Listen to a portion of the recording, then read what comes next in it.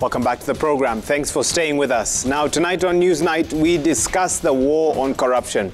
Now, this coming on a day when the Controller of Budget disclosed facilitating the withdrawal of 15 billion Kenya shillings whilst under duress. And also, today, a former Interior Cabinet Secretary was also grilled over, amongst other issues, his source of wealth. What is the state of the war on corruption this evening? That's a question we're asking you. 22422 is the SMS line, and the hashtag is Newsnight. And I'll be reading your feedback even as the broadcast continues. But I'll be getting some thoughts now from newly minted TISA National Coordinator, Diana Gichengo, who joins us in studio. Welcome to the program. Thank you very much. And joining us from Pretoria virtually is Advocate Martin Komolo, who's live as well. Daktari, thanks for joining us and for making time this evening. Thank you very much, Wahiga.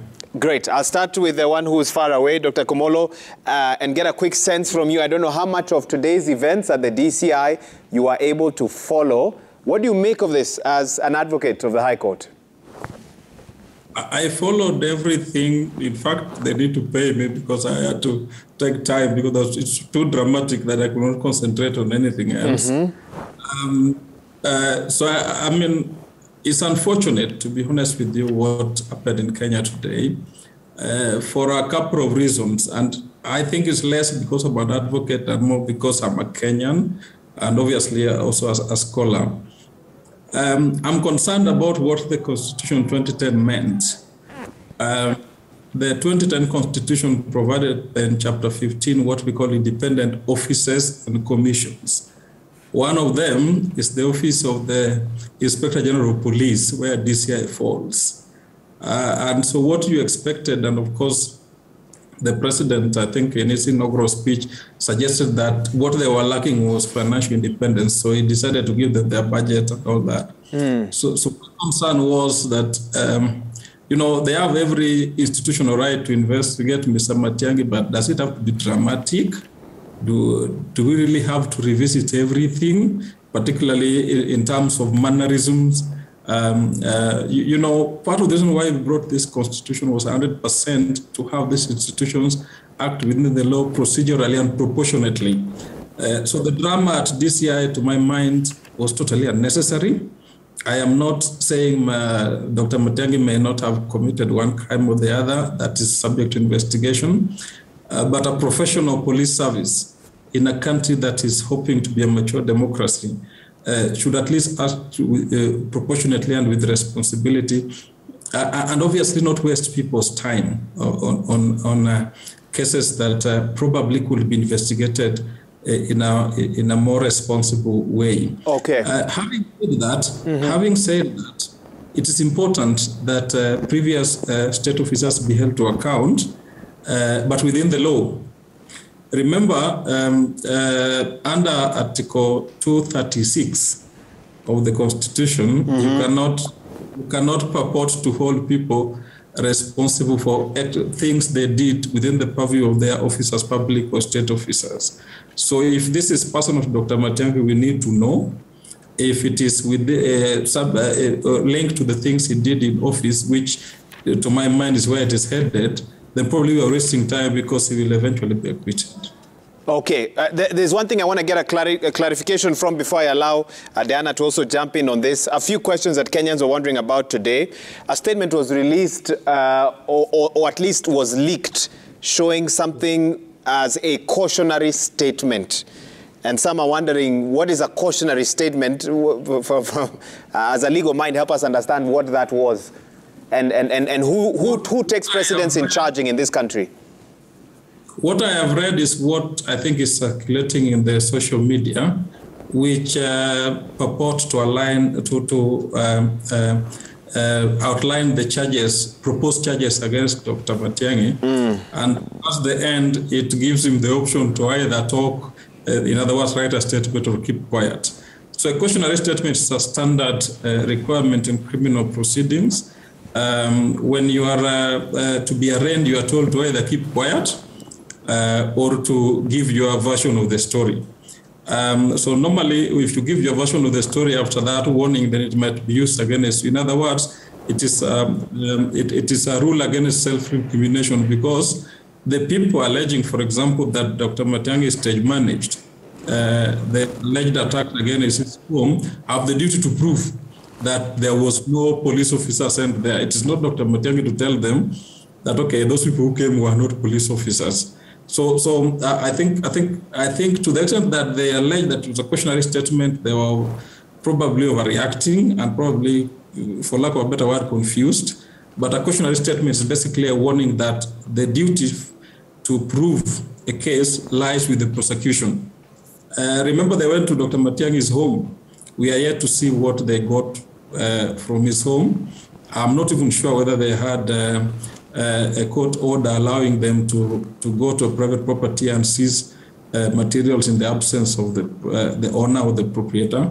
But I think that's left for another day. Having said that, I think my bigger concern is proportionality in the investigation of criminal cases. And this is not unique to this new administration. The previous administration, remember, they took Dr. David Ndii from, I think, Kwale to Nairobi overnight, only to release him over something that Dr. Ndii could have easily flown back on a return flight that I suppose he had when he went to Kwale with his family. So the bigger point is proportionality, because the police are not using their money, and we are not here to, beg them not to use our money in a proportionate way. We are here to tell them that, you have the right and the mandate under the Constitution to investigate criminal cases, but please do it with proportionality and realize we are in a country, and the country has a context. So if you overdo it, you are probably going to be an enemy of the people. And I've never seen a police force win a war against the people. Thank you. Thank you, Dr. Komolo. And I'll come back to you. Let me now hear from Diana Gichengo, the National Coordinator for the Institute for Social Accountability. She came armed with a copy of the 2010 Constitution. Is that where you want to begin, even as you respond to what we all saw today at DCI headquarters, Diana? Yes, I'd like to remain anchored on the 2010 Constitution. And looking at the drama that we have seen today, I don't know what happens to all the regimes. 2013, who did they dramatically arrest? 2017, it was Miguna. Later, it was Ndii, very many politicians. And it is always characteristic of who we are targeting. And oftentimes, it's not just an attack on the individual. It is supposed to send a political signal. But that's completely against the Constitution, because in addition to our standards around access to justice, fair administration of justice, we are also supposed to be guided by the national values and principles. How you're arrested, how you're charged needs always not only to be proportionate to the crime, it also needs to have a certainty. Okay? For us who are advocates, we need to know if my client is accused of A, B, C, D, this is the procedure, so that then we ready ourselves to represent them, whether they are recording a statement under inquiry or a statement under caution. So it needs certainty, it needs to have legality, properly documented. This is the process of investigating somebody, doing a search in their own houses, proceeding for this nature of crimes, let's say corruption of 10 billion, this is the procedure. When you're charged with terror, this is the procedure. That way, there is no differential statement on the basis of your status, any type of identity or status you have. It is very clear the process that is being followed. Here it is not clear. And you can imagine, after all that drama, shenanigans at DCI, capturing, I'm sure you sent several journalists. They waited for the first 2 hours. They needed to change shift. We were not sure how long it was going to take. And in a country that values, is an open democracy, values accountability and transparency, certainty is at the center of all this. We actually, when we were discussing the Constitution 2010, we wanted to be very clear. If you're arrested, maximum 48 days, not the usual where you would be in custody for years before you're charged. Maximum 48 hours, you have already been produced before a court of law, and that is an extreme. Ordinarily, we should be able to process you very, very fast because we have even advanced. Our DCI, their writer, the sleuth, keeps saying all the fancy advancement they have made in terms of technology, doing their investigation. So we should be looking at scenarios where we are reducing the 48 hours so that you're charged maximum within 24 hours.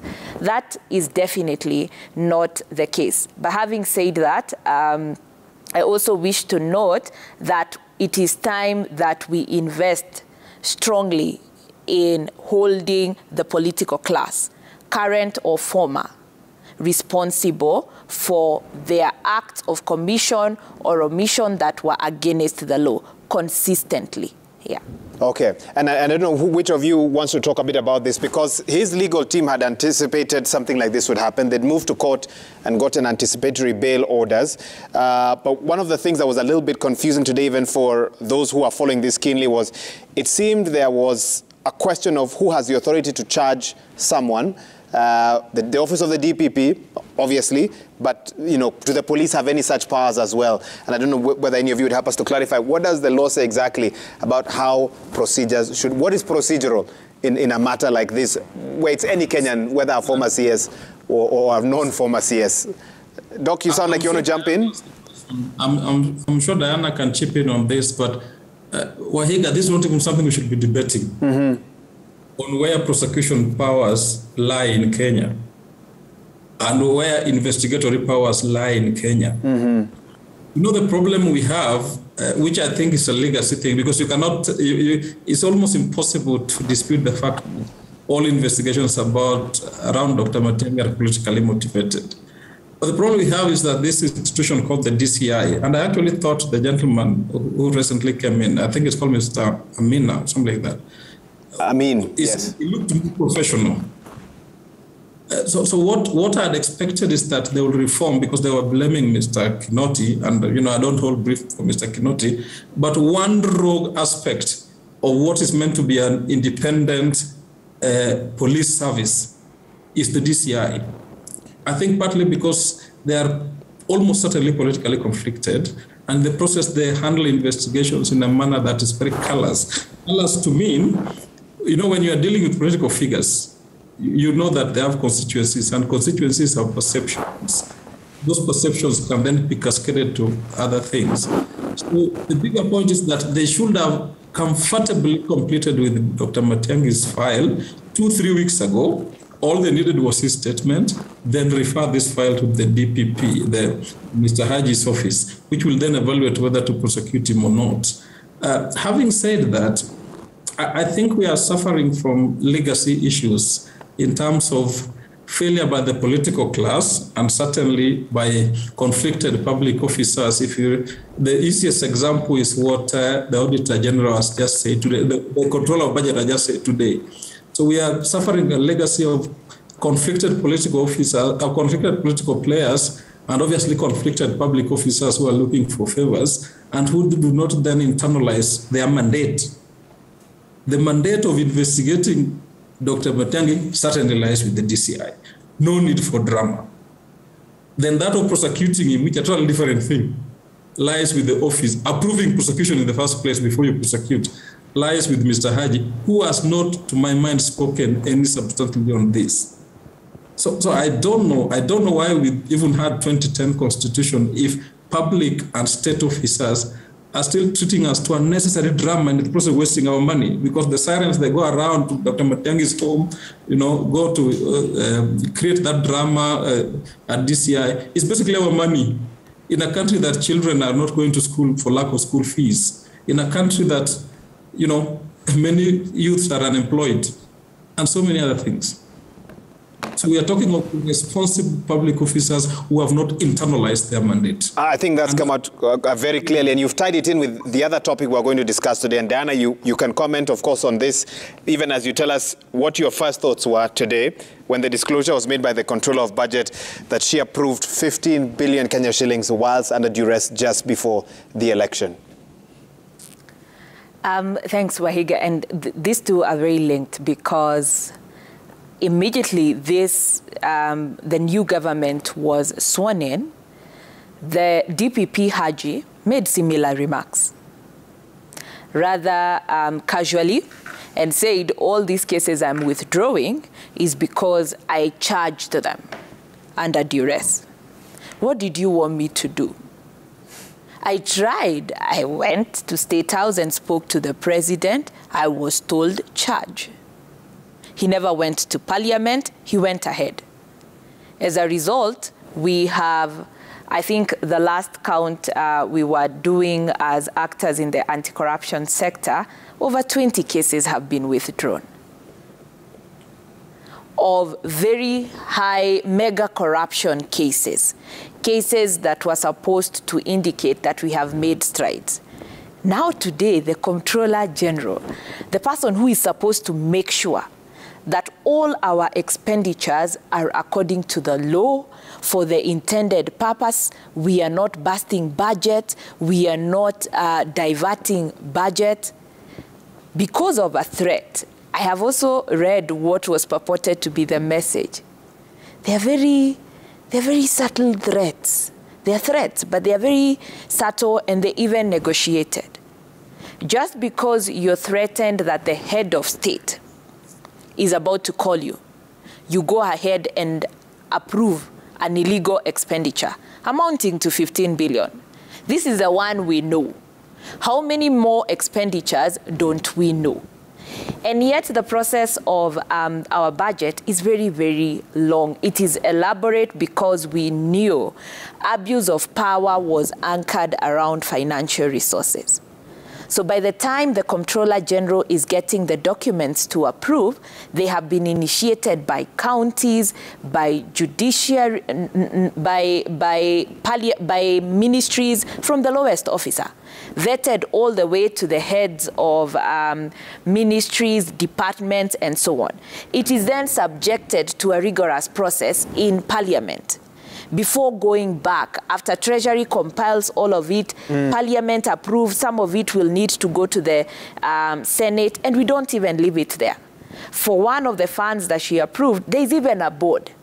So we are very, very deliberate. But she bypasses all that, ignores the law, and it is her only protection is the president, is the law, not the president. So for now, she's in conflict with the law, and I am hoping the full effect of the law will take its course. Because this was also done during a transition period where you would have expected that there should even have been liaison with the assumption of office committees, whether she's doing this for the presidency or for the gubernatorial position. But she comes and acknowledges, this is what I did. Parliament tie the loopholes for the supplementary budget. 15 billion. When Kenyans are dying of hunger, when we are deep in debt, we cannot meet our obligation, but just because of the likelihood of a phone call from the head of state, you have the audacity to tell us that you set aside the law and approved, and you're still in office. She called it a self-preservation measure, and she is still in office today. The same thing for the DPP Haji.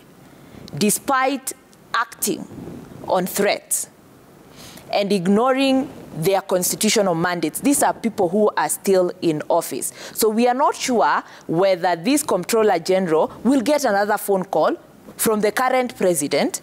Okay? And again, for self-preservation, they will approve new monies. And we will wait. Next year, it will be, oops, sorry, I needed to breathe. Really? You breathe alone and the rest of us Kenyans suffocate. It is simply unacceptable. Okay, not mincing words in studio today. Dr. Komolo. Wahiga, yes. It is what it is. Dr. Nyakango and Mr. Haji should leave office. The Constitution tried to cure this kind of cheap allegations or cheap cover that they are trying to give us. That, okay, I was given orders and all that. The point is executive order should be in writing. So I'm not here to defend Uhuru Kenyatta or William Ruto. I'm not their lawyers. I'm certainly not serving their immediate interest. But if Dr. Ruto did give an order to Gichengo or to DPP to terminate cases, it should be writing. If Mr. Uhuru Kenyatta did give orders to DPP to prosecute political opponents, or certainly to Dr. Gichengo to withdraw money, last minute withdrawal from the exchequer, it needs to be writing. SMS, WhatsApp, friendship, these are not things we are here to debate. It's important that we now have public officers who appreciate that their offices are insulated and that they have a conscience. If you have a conscience, then, okay, if you give me orders, I just leave. In any case, the process of removing Auditor General and Director of Public Prosecution is outlined in the Constitution. They are very protected. Their salary can't even be revised. So I think they are playing politics. They're trying to kowtow to the current regime, which is not perfect for sure, but they're trying to kowtow to the current regime and try to paint everyone else they worked with, and I suppose including Dr. Matiang'i, as a very, very bad guys. And that is not the country we want. We were insulating these people. People did shed blood. So it is what it is. We don't want monkey business in public.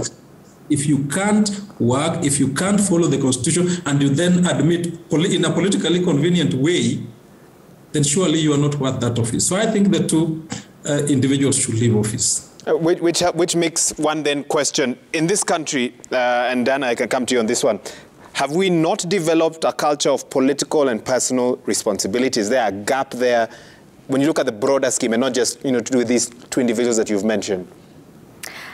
Yes, definitely our public culture of state officer, public officer is very, very weak. And it is part of the cancer that has gotten us to where we are. And let me give you a number of examples, Wahiga. Analyze the IEBC scenario. We have 4 of the commissioners sent home. A tribunal set up. Why? Because they offered alternative results, okay? And they are defended by one side. As it is, we are not sure what is the truth, okay? The people who had better political clout seem to have carried the day.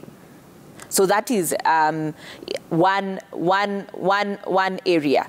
Come to this particular context, and I think it was when,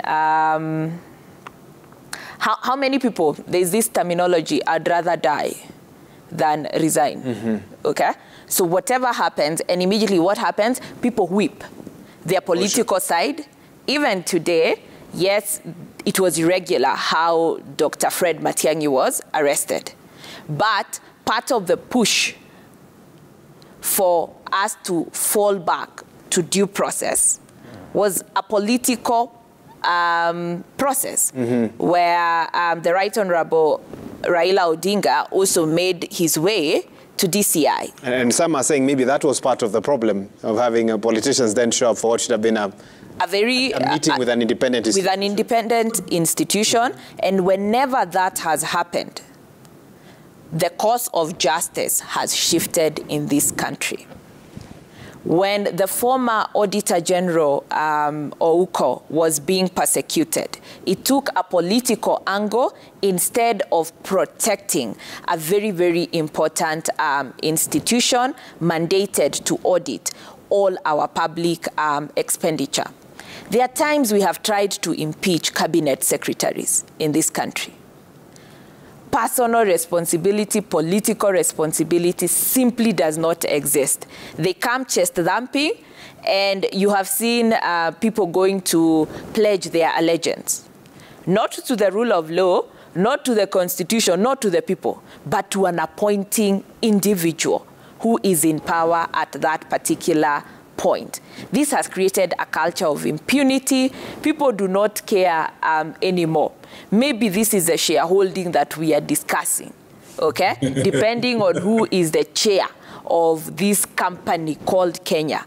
Then shareholding shifts, interests shift, alignments shift, the culture shift. We cannot anchor our public processes on individual political whims and things like that. It has continued to ail us day in, day out. There are civil servants in these countries, including DCI officials, who are very good investigators, but they have had to resign. Why? Because they thought they were pursuing a genuine investigation. All of a sudden, they're on the wrong side of politics, and they drop all their skills. We will have to retrain DCI to get to the capacities that we need to go after all these crimes that we have currently. How long must we do this? Do we have the resources to keep training and retraining people? Yet, if we had an ethical public service, this would be seamless. These people, the Comptroller General, would not have even shown their face in Parliament. They would have honorably resigned and given us a report which would have enabled us to go after, whether it was a principal secretary for Treasury or the cabinet secretary. She has herself would have come and based on what she presents, whether she's the one who is the offender or if clearly she was part of a conspiracy, we know who holds the highest responsibility. But there is definitely a very, very huge problem of personal and political responsibility. I don't know whether sometimes in private sector and other spaces, you see a bit of it. A teacher will resign because of how they feel around how they treated a child. Maybe a few times. Most of them have to be fired. We have to circulate videos on social media for us to awaken people's conscience for what. Yet between right and wrong, it is so clear. It is so clear. Why we keep operating in the gray zone, I do not understand as yet. Let me get a thought from Komolo before I read some tweets that have come in. Komolo, go ahead. Wahiga, just as I have said, it is what it is. Public officers, particularly state officers that have security of tenure and have job description that Kenyans have the wisdom to include in the constitution, cannot, just because of change of regime, come out and tell us they were acting on orders. A good example is Mr. Haji, the Director of Public Prosecutions. He cannot tell us he was acting on orders, and then he comes out after a new government comes into place, withdraws cases or surrounding everyone who is affiliated to that regime, and then leaves other cases for those who are perceived to be the opposition. For example, he has not withdrawn the case against Mr. Amos Kimunya and several others. So the fact is, the guy is not independent. Fact is, the guy has not tuned his mind to be independent. And that applies to Dr. Nyakango, who I think is under pressure as well. We know, by the way, that even now she is in correspondence with those in power, informally, WhatsApp calls and things like that. That happens in any institution, including government. But you cannot tell us that those form a basis for you to derogate from your constitutional mandate. You remember several governors complained that she doesn't approve their budgets here and there. If she cannot approve budgets for governors on the basis that she has to follow the law, I mean, what moral authority does she have to then come here and tell us that she approved 15 billion in a country where even today kids are not going to school on the basis of a threat from somebody who purported to speak on behalf of the then president? But importantly, and I think this is the conversation we need to have now, importantly, what is the role of political players in ensuring that values and systems that we created under the Constitution are upheld? And how do they then appreciate that the Constitution has restraint on their power? For example, Aaron Cheriot, this is a gentleman who was 2-3 years behind me at the university. I saw a clip of him trying to threaten the media. I know Aaron is generally a progressive guy. I know Aaron has struggled to be where he is, and we appreciate that. But Aaron knows the media is important. So at what point did he appreciate that, okay, the media needs to be muzzled? Is it not people in power trying, particularly political power, trying to overestimate their power? Including, of course, the deputy president telling us he wants to read names, and he's telling us in charge. He wants to read names, okay, these are people who corrupted, whatever. Yet these are people who are at their disposal. the right technical expertise in terms of where to take evidence they have, and importantly, to have it if they really want to govern. If you want politics, we understand. But if you want to govern, if you have evidence against Komolo, take it to the right institution. Evidence against Waiga Muhura, take it to the right institution. Let it be investigated independently. Okay. And follow the Constitution. Don't, because power is transient. I mean, the best example that Dr. Matiang'i was summoned to go to DCI today. Nobody would have imagined that 12 months ago. So they could also be summoned the next 6 months.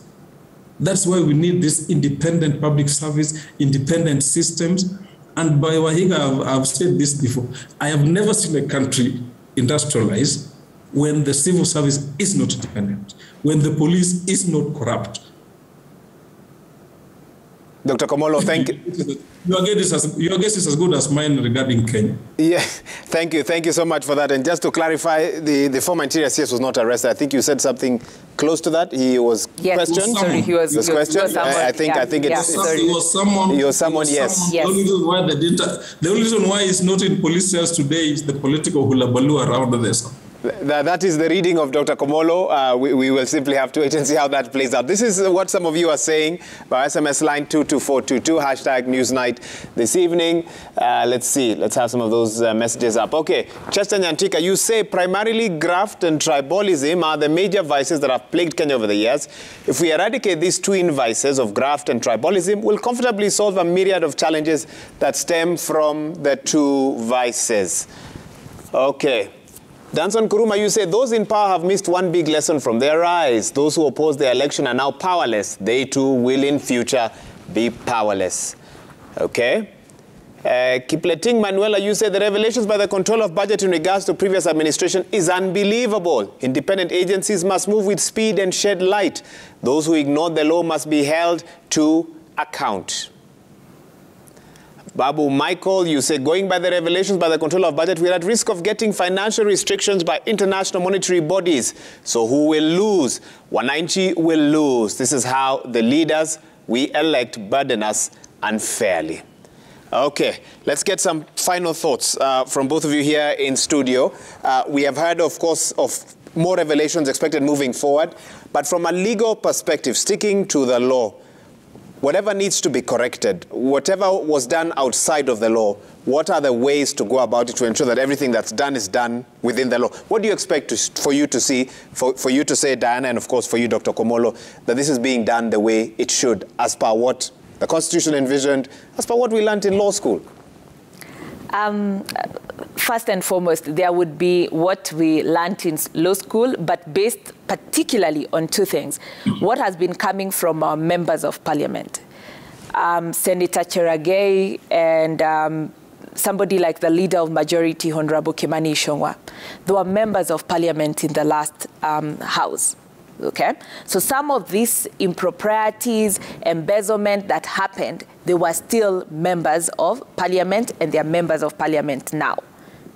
Their duty, they hold a certain duty of safeguarding the interests of Kenyans. But right now, they are the loudest whistleblowers and speaking for one side. Yet when I don't know whether it is amnesty or compliance of people who had tax evasion claims, then we go theocratic and we thank the Lord that this time justice has changed. Because of that, there is a confidence crisis in independent institutions. Okay, and briefly, what do you then want to see? So what we want to see is, I think at this point, we need a proper inquiry. A public inquiry that clearly cannot happen in parliament, cannot be done by the independent institution, because so far, the two that are very, very closely linked in the war against corruption, ensuring financial prudence, have been implicated. So it is just a matter of time before EACC tells us we advised asset recovery to freeze assets under duress. This duress needs to be investigated, and we all agree on mechanisms of how we restore the independence of our institution and the confidence of the public in that. And thereafter, we now ensure that we entrench the highest standards for our independent and oversight institution and hold everybody to account. We don't wait until they are out of office. Okay, thank you so much. Dr. Komolo, your parting shot, we are out of time on this. To my mind, Wahiga, a couple of things need to happen. One, we are past using tribe to justify imperfections in public service. Several people that President Ruto appointed in the cabinet were either my classmates or people I know. I know that in their private life, just before they got into government, they were hardworking, working class ladies and gentlemen, including Mr. Cheriot and Mr. Cherogai and all this team. They just need to know that this is a call to public service. Don't use tribalism to justify imperfections or indecision or infractions while exercising the duties of your office. Two, I think Kenya needs to move to a point, and it is probably a good thing that we are talking South Africa, where almost similar things are now starting to emerge. Public officers blaming political system. Before they were very independent. I think it's high time that public officers appreciate that they have a mandate, there's a process, there's a court system that protects them when they are being victimized, and you exercise your mandate in a responsible way and serve the people. Okay.